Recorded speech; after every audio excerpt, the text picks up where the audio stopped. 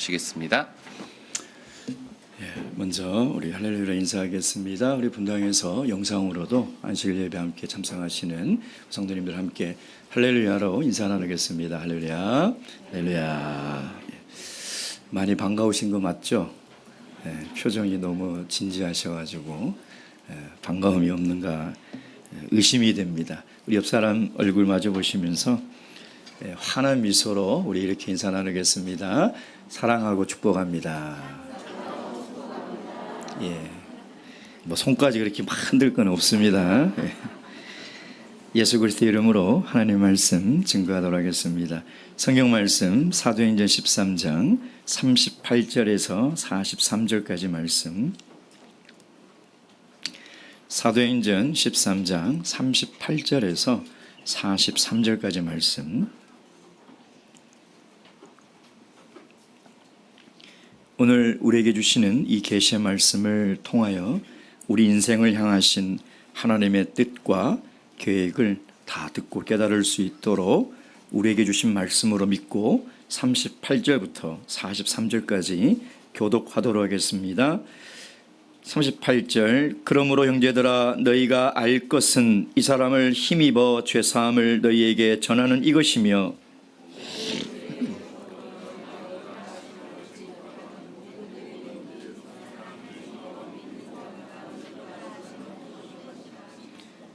그런즉 너희는 선지자들로 말씀하신 것이 너희에게 미칠까 삼가라.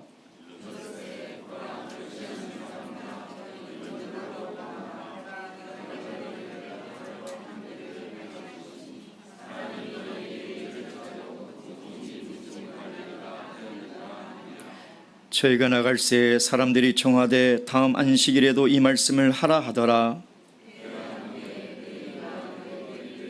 경건한 사람들이 많이 바울과 바나바를 쫓으니 두 사도가 더불어 말하고 항상 하나님의 은혜 가운데 있으라 고난이라. 아멘. 어느 유명한 철학가가 아는 것이 힘이다 라는 말을 했었습니다. 저도 중학교 때 이 명언이 참 동의가 되어서 제 책상 앞에 붙여놓고 열심히 공부했던 기억이 납니다. 지식은 우리가 살아감에 있어서 굉장히 중요한 삶의 힘인 것입니다. 그래서 많은 사람들이 더 나은 삶을 위해서 많은 책을 보고 또 많은 경험을 통해서 지식을 축적해 가고 있는 것이죠. 그러나 이 세상의 모든 지식을 우리가 어떻게 다 읽고 경험할 수 있겠습니까? 그래서 지식은 여러 종류로 나누게 됩니다. 우리가 살아가면서 반드시 알아야 될 지식이 있는가 하면은 또 알아도 되고 몰라도 되는 지식이 있다는 것이죠. 그렇다면 우리에게 정말 중요한 것은 사람이 살아가면서 반드시 알아야 될 지식은 꼭 알아야 한다는 것입니다. 사람이 한평생 살면서 꼭 알아야 될 것을 모르고 이 세상을 떠나는 것은 정말 불행한 것이죠. 무엇을 알아야 될까요? 왜 내가 태어났는지를 알아야 합니다. 이것은 나의 근본이며 뿌리고 정체성이라는 것이죠. 많은 사람들이 자신을 모릅니다. 자신도 모른 채 한평생 살다가 껍데기로 살다가 안개처럼 허무한 인생을 맞이하는 사람들이 얼마나 많이 있습니까? 또 무엇을 알아야 합니까? 왜 사는지를 알아야 합니다. 인생의 목적을 알아야 한다는 것이죠. 바쁘게만 열심히만 성실히 착하게만 사는 것이 우리 인생의 목적이 아니라 정말 내가 살아가야 하는 인생의 목적이 무엇인지를 바르게 꼭 알아야 합니다. 또한 내 인생의 목적지가 어딘지를 알아야 하는 것이죠. 끝이 좋아야 모든 것이 좋은 것이 아니겠습니까? 여러분, 우리의 인생의 종착역이 어디인지를 모르고 오늘을 살아간다는 것은 그것처럼 불안한 인생이 없는 것입니다. 분명히 모든 인생은 이 죽음의 산 너머에 있는 영생하는 그곳이 있는데 과연 나는 어디로 갈 것인가? 이것을 반드시 알아야 한다는 것이죠. 우리는 지난 몇 시간 동안 비시디안디오 안식일 회당에서 바울 사도가 유대인과 경건한 사람들에게 증거한 말씀을 살펴보고 있습니다. 그가 이야기한 이 증거의 말씀의 서론과 변론은 역사의 주관자이신 하나님이 왕을 세우기도 하고 패하기도 하시며 이 인류를 구원하기 위하여 메시아를 보내셨는데 그 메시아가 바로 다윗의 씨 후손으로부터 온 예수 그리스도이다. 그럼에도 불구하고 유대인들이 죄 없으신 예수 그리스도를 잡아 십자가에 달아 죽이셨지만 하나님은 죽은 자 가운데서 그를 다시 살리셨다. 즉 바울 사도는 지금 예수 그리스도의 복음의 가장 중요한 핵심, 즉 그리스도의 죽음과 부활에 대해서 다 설교를 하였습니다. 다 그들에게 증거를 하였다는 것이죠. 그리고 오늘 우리가 읽은 이 본문의 말씀은 설교의 결론, 즉 마무리인 것입니다.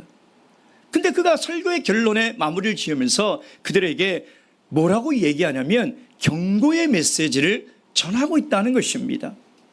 그리스도의 복음을 다 전한 이후에 바울은 경고의 메시지로 마무리를 하고 있다는 것이죠. 그가 인용한 말씀이 무엇이냐? 우리 40절 41절 다 함께 읽겠습니다. 시작. 그런즉 너희는 선지자들로 말씀하신 것이 너희에게 미칠까 삼가라. 일러스되 보라 멸시하는 사람들아 너희는 놀라고 망하라. 내가 너희 때를 당하여 한 일을 행할 것이니 사람이 너희에게 이를지라도 도무지 믿지 못할 일이니라. 이 말씀은 하박국 선지서 1장 5절에 있는 말씀입니다. 바울은 왜 이 말씀을 인용했을까요? 우리는 하박국 선지자가 활동했던 당시의 시대적 배경을 알아야 합니다.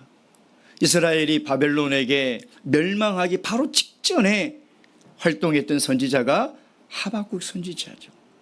하나님께서 뭐라고 말씀하셨냐면 내가 한 가지 일을 준비할 거다. 즉 멸망과 심판을 준비할 건데 네가 아무리 이스라엘 백성들에게 하나님의 심판의 말씀을 전해도 그들은 듣지 않을 것이라는 것입니다.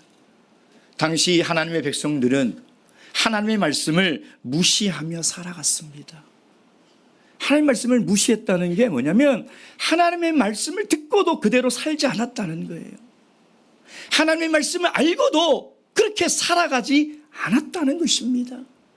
여러분이 자녀를 키우는데 늘 이렇게 해라 저렇게 해라 이야기하는데 자녀들이 예 하고 뒤돌아서 자기가 살고 싶은 대로 살아간다면 그 자녀는 부모를 무시하는 거예요. 부모를 존중하지 않는 것이죠. 당시 이스라엘 백성들은 하나님을 무시하며 살아왔다는 것입니다. 그래서 하박국 선지자가 그렇게 살면 반드시 하나님이 준비한 멸망과 심판을 피하지 못한다라고 이야기해도 그들은 듣지 않는다는 것입니다. 그들은 하나님의 말씀을 듣지 않는다는 거예요. 그러므로 말미암아 하나님의 심판을 받아 멸망하게 될 것이라는 것이죠. 바울 사도는 마지막 이 설교의 결론으로 그들에게 권면하면서 이 경고의 메시지를 인용하여 그들에게 이야기를 하고 있다는 것입니다. 왜 그럴까요?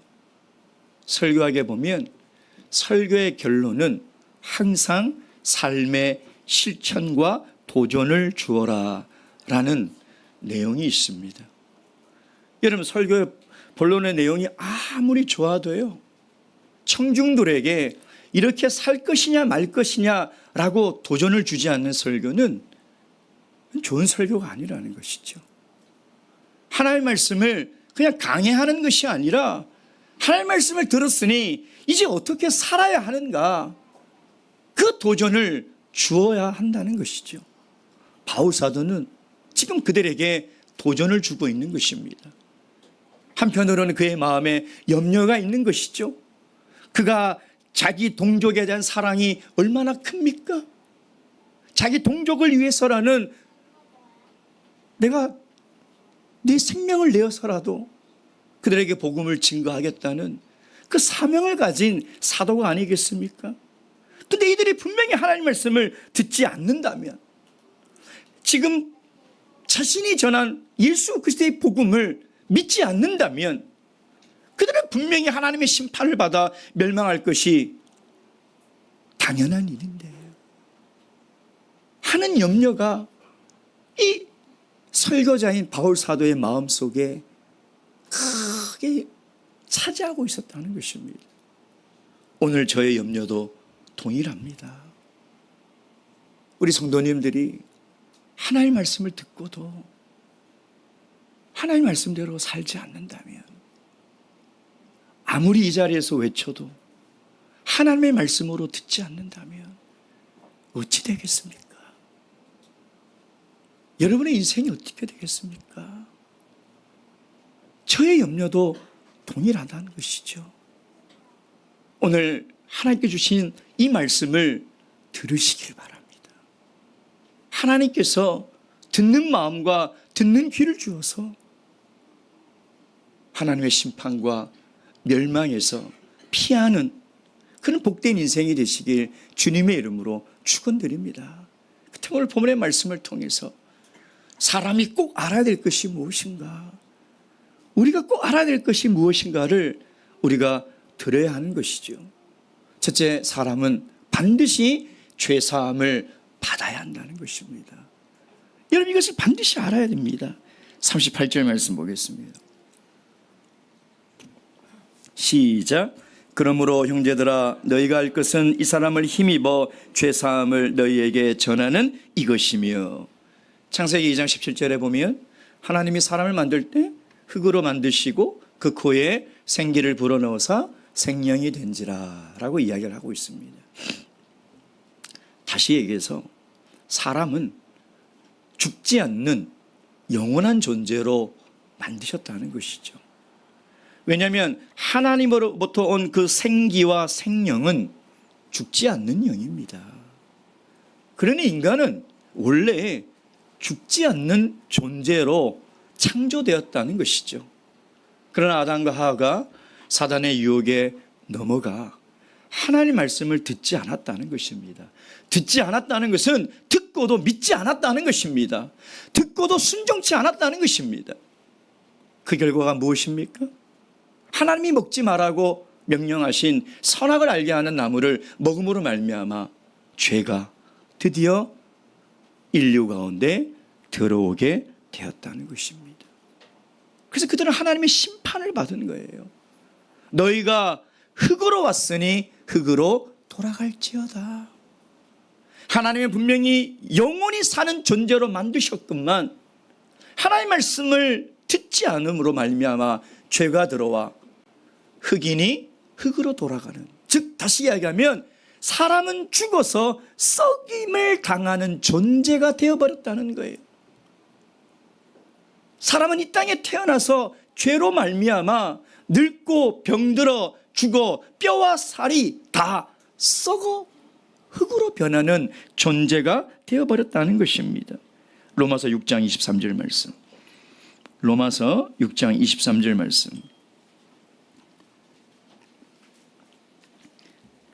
6장 23절 말씀 함께 읽겠습니다. 23절 시작. 죄의 삭은 사망이요 하나님의 은사는 그리스도 예수 우리 주 안에 있는 영생이니라. 마치 이 유리잔에 담긴 이 깨끗한 물 가운데 검은 잉크 한 방울이 떨어진 거예요. 비록 한 방울이 있지만 이 물은 마실 수가 없는 것입니다.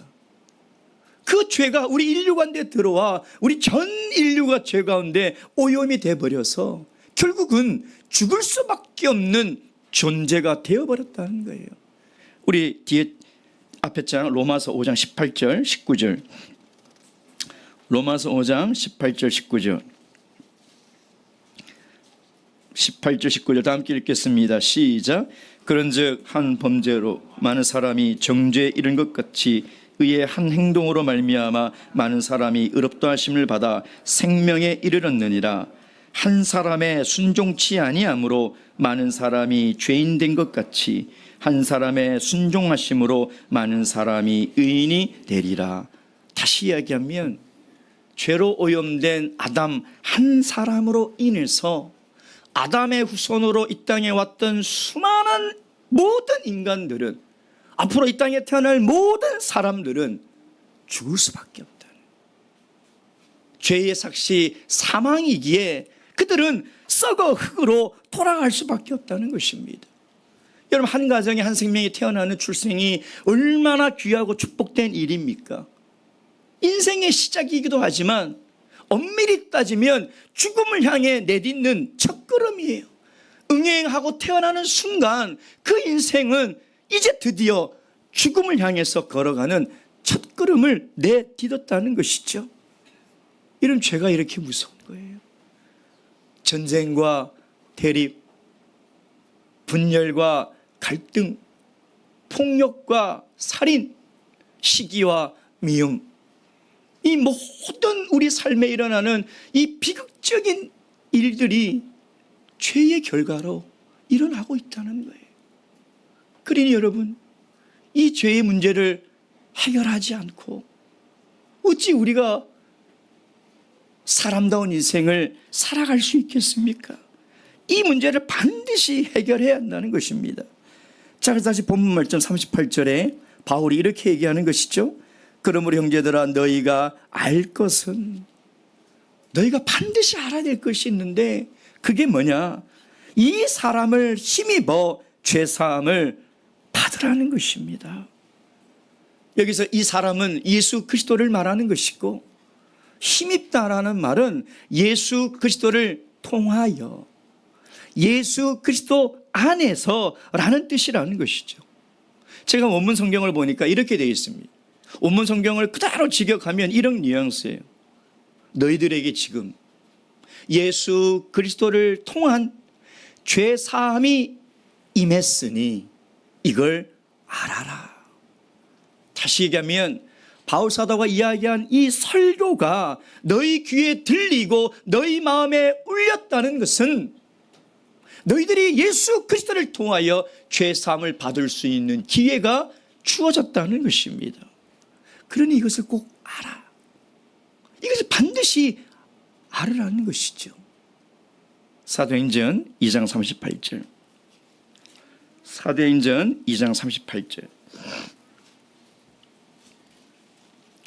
사도행전 2장 38절. 다 함께 읽겠습니다. 시작.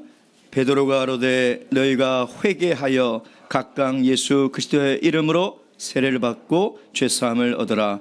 그리하면 성령을 선물로 받으리니. 오문에는 이렇게 되어 있죠. 죄사함을 받으려면 예수 그리스도의 이름으로 세례를 받아라. 죄사함을 받으려면, 그를 힘입어 그를 통하여 그 안에서 죄사함을 받으려면 세례를 받으라는 것입니다. 사랑하는 성도 여러분, 우리가 세례를 받는다는 것이 무슨 의미입니까? 우리가 왜 세례를 받아야 합니까? 죄사함을 받기 위해서 그런 것입니다. 죄사함을 받는 의미는 무엇입니까? 죄의 삭시 사망이기 때문에 죄사함을 받았다는 것은 죽지 않는다는 것입니다. 썩지 않는다는 것입니다.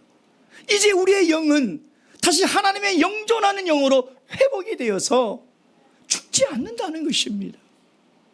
그래서 사도행전 우리가 지금까지 보고 있는 13장 37절에 하나님이 이렇게 얘기하시잖아요.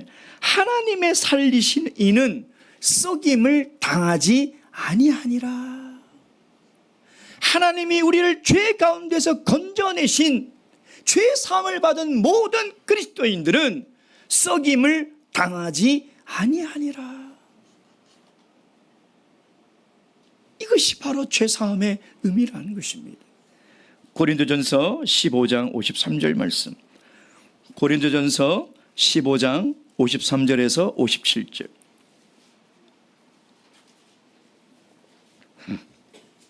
고린도전서 15장 53절에서 57절 다 함께 읽겠습니다. 시작.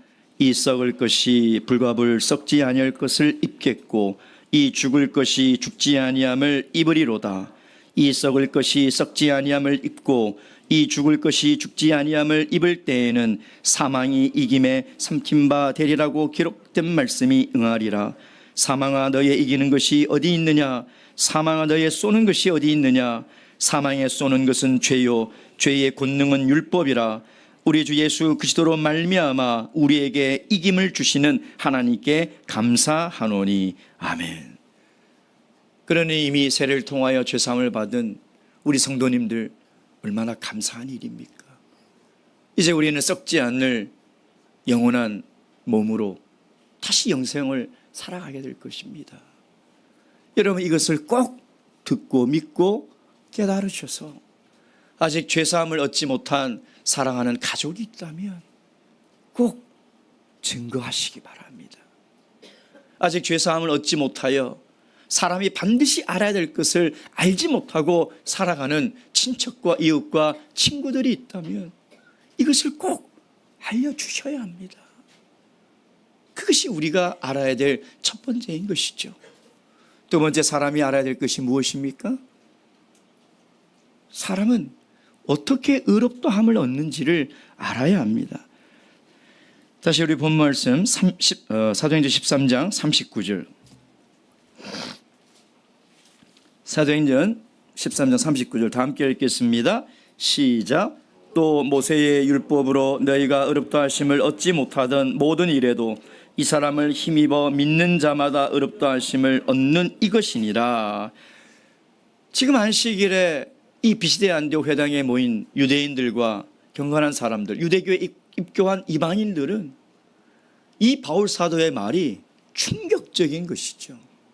왜냐하면 그들은 모세 때부터 지금까지 수백 년 동안 모세의 율법을 통해서 하나님 앞에 의롭게 살아가려고 애쓰고 있는 사람들인데, 그래서 오늘도 안식일 날 회당에 와서 모세의 율법을 펴고 이 말씀을 읽고 듣고 있는데, 바울 사도가 증거하는 내용이 무엇입니까? 모세의 율법 안에서는 아무도 하나님 앞에 의롭다함을 받지 못한다. 그 누구도 단 한 사람도 율법으로는 하나님 앞에 의롭다함을 얻지 못한다는 것이, 그것이 성경의 선언이라는 것입니다. 왜 그럴까요? 많은 내용이 있지만 두 가지만 살펴보도록 하겠습니다. 첫째는 인간은 어느 누구도 율법을 온전히 지킬 수 없습니다. 여러분 율법은 100가지가 있다면 우리가 아무리 노력해서 99가지를 지킨다 하더라도 하나를 지키지 않으면 율법 전체를 범하는 것이고 어기는 것입니다.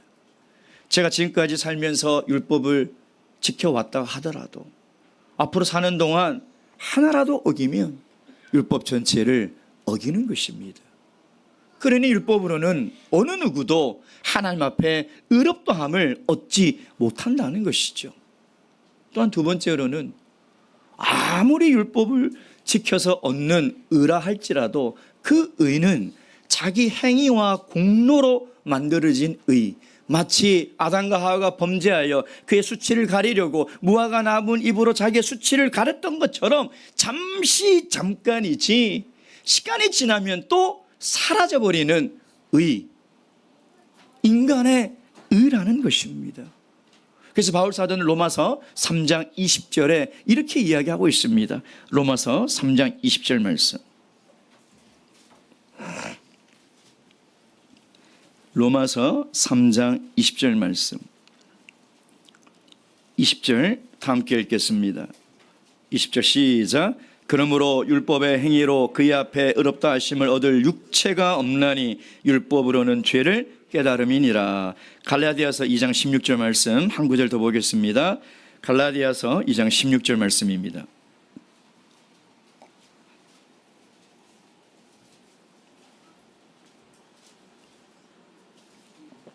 (2장 16절) 다 함께 읽겠습니다. 시작. 사람이 의롭게 된 것은 율법의 행위에서 난 것이 아니요 오직 예수 그리스도를 믿음으로 말미암는 줄 아는 고로 우리도 그리스도 예수를 믿나니 이는 우리가 율법의 행위에서 아니고 그리스도를 믿음으로써 의롭다함을 얻으려 함이라. 율법의 행위로서는 의롭다함을 얻을 육체가 없느니라. 이것이 성경의 선언입니다. 그렇다면 우리가 어떻게 하나님 앞에 의롭다함을 얻고 살아갈 수 있겠습니까? 다시 본문의 13, 19절. 이 사람을 힘입어 믿는 자마다 의롭다 하심을 얻는 이것이니라. 여기도 38절과 똑같이 힘입어라는 이 단어의 뜻은 예수 그리스도를 통하여, 예수 그리스도 안에서, 이런 뜻이라는 것이죠. 여러분, 우리가 예수 그리스도를 통하여 죄 사함을 받는 세례를 받았다고 우리가 죄를 안 짓고 살아가는 존재가 아니라는 것입니다. 여러분, 우리가 세례를 받고 하나님 앞에 살아갈 때에 우리가 죄 사함을 받았으니 죄를 짓지 않고 하나님 앞에 의롭게 살아가는 존재가 될 수 없다는 것입니다. 이거는 불가능한 일이에요. 어찌 우리가 하나님 앞에서 죄를 짓지 않고 하나님 앞에 의롭다함을 얻으며 살아갈 수 있겠습니까? 불가능한 거죠. 유일한 방법은 우리가 그리스도 안에 거해야 한다는 거예요. 그를 통하여 그의 의를 붙들고 그의 의의 안에서 살아갈 때만이 하나님 앞에 의롭다함을 얻으며 살아갈 수 있는 유일한 방법이라는 것이죠. 그렇다면 도대체 그리스도 안에 살아간다는 것이 어떤 삶입니까? 우리가 어떻게 살아가는 것이 그리스도 안에 살아가는 것입니까? 교회는 그의 몸이니? 여러분, 우리가 늘 교회 안에서 살아가야 돼요. 여기에 살림살이를 차리고 먹고 자고 하라는 얘기가 아니에요. 교회에서 살아가라고 했더니 사택으로 다들 이사 오시면 안 됩니다. 그 말이 아니에요. 교회는 그의 몸이니 그리스도 안에서 살아가는 것은 우리가 늘 교회 안에서 교회를 떠나서는 안 된다는 거예요. 나는 포도나무여 너희는 가지니 너희가 내 안에 거하지 않으면 너희가 아무것도 할 수 없느니라. 우리가 교회를 떠나서 무엇을 할 수 있을 것 같죠? 교회를 떠나서는 아무것도 할 수 없는 거예요. 그러니 여러분, 우리가 항상 교회 안에서 거하여 살아가야 돼요. 가장 중요한 게 뭐냐면 예배를 사모하는 거예요. 여러분, 우리가 교회 안에서 거하고 그리스도 안에서 거한다는 것은 내가 예배를 사모하며 살아가는 거예요. 우리가 올해 예배 출석 목표가 50, 60, 120입니다. 늘 말씀드리지만 정말 우리 모든 성도님들 마음을 모아 애써 주십니다. 그럼에도 불구하고 아직 우리가 힘써야 될 부분이 여전히 남아있죠. 그렇지 않습니까? 아직 제 눈에 빈자리가 4자리가 보이잖아요. 예. 우리가 정말 예배를 사모해서 우리가 교회 안에 모이기를 힘써야 돼요. 그리고 교회를 사랑해야 돼요. 교회를 사랑한다는 건 무엇입니까? 주님의 몸된 교회를 위해서 내가 봉사하고 섬기고 헌신할 수 있어야 돼요. 그게 그리스도 안에 거하는 삶이라는 것입니다. 또한 두 번째는 말씀과 성령 안에 살아가는 사람이에요. 하나님의 말씀을 늘 듣고 그 말씀대로 살아가는 것이 그리스도 안에 살아가는 거예요. 말씀을 듣고도 자기 생각대로 살아가는 사람은 그리스도 밖에 있는 거예요. 그리스도 안에 살아가는 사람은 목자의 음성을 듣고 그 음성을 따라 살아갈 수밖에 없어요. 근데 그리스도 밖에 있는 사람은 세상의 소리를 듣고 세상을 따라가는 것이죠. 왜? 그리스도 울타리 밖에 있으니까. 여러분, 그래서 늘 말씀 안에, 성령 안에 거하는 삶을 살아가야 돼요. 그것이 그리스도 안에 살아가는 삶의 모습이라는 것입니다. 세 번째는 옛사람을 벗어버려야 돼요. 그러니까 날마다 자기가 죽어야 내 안에 그리스도가 사는 거예요. 여러분, 내가 살아있으면 그리스도가 살아나지 않습니다. 내가 늘 살아있으니까 신앙을 10년, 20년, 30년 해도 조그만 일에 욱하고 조그만 일에 내 마음이 다 빼앗겨버리고 옛사람이 그대로 살아있어서 성령의 소욕이 늘 힘이 없어서 지는 거예요. 성령은 예수 그리스도를 닮아가라고 그렇게 간절히 마음속에서 불을 짓는데 내 안에 있는 육체의 소욕이 더 강해서 옛사람이 그대로 살아있는 거예요. 그리스도 안에 거하는 사람은 그리스도를 닮아가는 거예요. 그것이 바로 우리가 하나님 앞에서 의롭다함을 얻을 수 있는 방법이라는 것입니다. 고린도후서 5장 17절 말씀. 고린도후서 5장 17절 말씀. 5장 17절 다 함께 읽겠습니다. 시작. 그런즉 누구든지 그리스도 안에 있으면 새로운 피조물이라 이전 것은 지나갔으니 보라 새 것이 되었도다. 사랑하는 성도 여러분, 우리가 죄 사함을 얻었다면 우리가 한평생 하나님 앞에서 의롭게 살아가야 돼요. 그건 우리의 행위나 율법이 아니라 그리스도를 힘입어 그리스도를 통하여 그리스도 안에 살아갈 때에 하나님 앞에 의로운 사람으로 살아갈 수 있다는 것을 꼭 아시길 바랍니다. 마지막 세 번째, 사람이 반드시 알아야 될 것이 무엇입니까? 그래서 항상 하나님의 은혜 안에서 살아가야 된다. 이걸 알아야 돼요. 다시 우리 본 말씀 43절. 43절 다 함께 읽겠습니다. 시작. 패한 후에 유대인과 유대교에 입교한 경건한 사람들이 많이 바울과 바나바를 쫓으니 두 사도가 더불어 말하고 항상 하나님의 은혜 가운데 있으라 고난이라. 어쩌면 바울 사도의 이 마지막 권면이 우리 인생 가운데 가장 중요하고 핵심적인 말씀입니다. 이 말씀의 원문의 뉘앙스도 그대로 직역하면 지금 하나님의 은혜가 너희들에게 임하였으니 이 은혜 안에 살아가십시오. 이런 뜻이라는 것이죠. 1차적으로는 지금 하나님의 은혜가 임한 것이 무엇입니까? 구원의 은혜겠죠.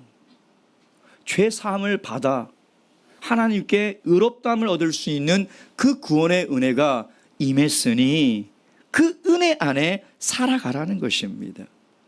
동시에 죄 사함을 받고 의로운 하나님의 자녀가 되었다면 항상 계속해서 하나님의 은혜 안에 살아가라는 것입니다. 그러니 하나님의 은혜를 벗어나지 말고 하나님의 은혜를 거절하지 말고 항상 이 하나님의 은혜 안에서 살아가라라는 것이죠. 에베소서 2장 8절 9절 말씀. 에베소서 2장 8절 9절 말씀.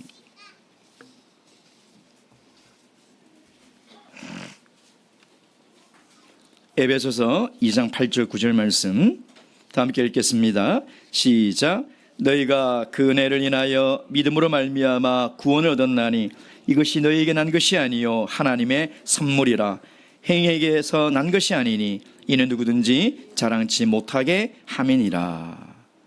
이 구원의 은혜가 하나님의 은혜로부터 나왔다는 거죠. 그래서 이 은혜에 벗어나는 그런 어리석은 인생을 살아가지 마십시오 라고 권면하는 것입니다. 그렇다면 구체적으로 하나님의 은혜 안에 살아가는 것이 무엇입니까? 저는 이 은혜라는 단어가 우리 기독교 공동체 안에서 참 변질되고 왜곡되고 사용되고 있는 단어 가운데 가장 많이 쓰는 단어인 것 같아요. 은혜 받았습니다가 진짜 은혜 받았습니다가 아니라 설교 잘 들었습니다. 인사같이 되어버렸어요. 그리고 하나님의 은혜로 됐습니다가 하나님의 은혜를 받았다는 것이 아니라 내가 계획하던 일이 잘 됐습니다. 은혜로 되었습니다가 하나님의 은혜로 하나님이 뜻하는 인생으로 걸어가는 것이 아니라 내가 걸어가고 싶은 길을 걸어가고 있으니 하나님의 은혜가 있습니다 라고 되어버린 것 같아요. 참 너무나 안타까워요. 여러분, 은혜 안에 항상 살아가는 것이 무엇일까요? 교회 안에는 두 성도들이 있어요. 한 성도는 종처럼 살아가요. 무슨 얘기냐? 양자의 영, 아들의 영을 받아야 되는데 종의 영을 받아서 신앙생활을 하는 거예요. 이 사람들은 신앙의 행위가 근거예요. 그래서 내가 뭔가 열심히 하면 하나님을 사랑하고 잘 섬긴다고 생각해요. 자기 행위가 신앙의 근거이다 보니까 내가 신앙생활을 좀 잘하면 구원의 확신이 정확해요. 나 천국 간다. 근데 어느 날 신앙의 슬럼프가 와서 내 신앙이 연약해지면 내가 천국 갈까? 불안한 거예요. 염려한 거예요. 그러니까 하나님이 무서운 거예요. 내가 예배 안 가면, 내가 열심히 신앙생활 안 하면 하나님 나에게 벌을 주시고 내 가정에 우환을 주실 거야? 이거는 종 같은 사람이에요. 근데 다른 사람은 자녀처럼 신앙생활을 해요. 이 사람의 신앙의 근거는 신앙의 행위가 아니라 자기의 신분의 변화, 즉 존재의 변화예요. 내가 하나님의 자녀가 되었다. 내가 하나님의 자녀가 되었다. 때로는 속을 썩이고, 때로는 연약하고, 때로는 무지하지만 그럼에도 불구하고 하나님은 나를 사랑하신다. 나를 절대 버리지 않는 분이시다. 여러분, 은혜 안에 있는 사람은요, 자녀처럼 살아가는 사람이에요. 진정한 하나님의 자녀가 되어서 신앙생활이 행복한 거예요. 신앙생활에 슬럼프가 없어요. 어느 날은 할렐루야 올라갔다가 어느 날은 곤두박질 치고 보이지 않다가 그러지 않아요. 늘 하나님의 은혜 가운데서 신앙의 기쁨과 행복을 누리며 살아가는 거예요. 그리고 이 세상의 삶에도 두 종류의 사람이 있는 거예요. 한 사람은 인생을 하나님의 은혜로 받아들여요. 하나님의 선물로 받아들인다는 거예요. 그래서 내가 어떤 형편의 가정에서 태어났든, 내가 어떤 자녀를 하나님께서 주셨든, 어떤 직장을 하나님께서 주셨든 전혀 상관하지 않고 그 모든 것이 하나님의 은혜요 선물이기 때문에 불평불만을 하지 않아요. 감사만 있는 거예요. 그것이 하나님의 은혜에 항상 거하며 살아가는 사람의 모습이에요. 근데 한 사람은 인생이 그냥 우연히 이루어졌다고 생각해요. 그래서 내가 태어난 가정을 원망하고 부모를 원망하고 뭐만 안 되면 환경 탓하고 사람 탓하고 그 사람의 입에는 늘 불평과 원망밖에 없어요. 내가 저것 때문에 안 됐어. 내가 이래서 안 됐어. 내가 어째서 안 되는 거야. 늘 불평불만해. 이 사람은 절대 대인관계가 좋을 수가 없어요. 아니 누가 원망불평하는 사람 가까이 가겠습니까? 여러분 그러고 싶어요? 여러분 늘 입만 열면 불평하고 불명하는 사람 옆에 가고 싶습니까? 안 가고 싶잖아요. 그래 인간관계를 할 수가 없는 거예요. 여러분. 여러분 하나님의 은혜 안에 살아가는 것은 어떤 일이든 하나님이 나에게 주신 선물이에요. 선물, 은혜며 축복이라는 것이죠. 인생은 하나님의 은혜로 말미암아 살아가는 것입니다.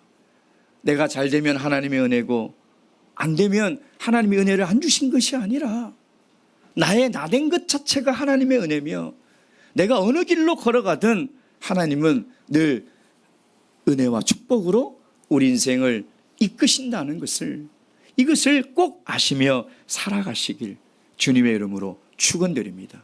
묵도하시겠습니다.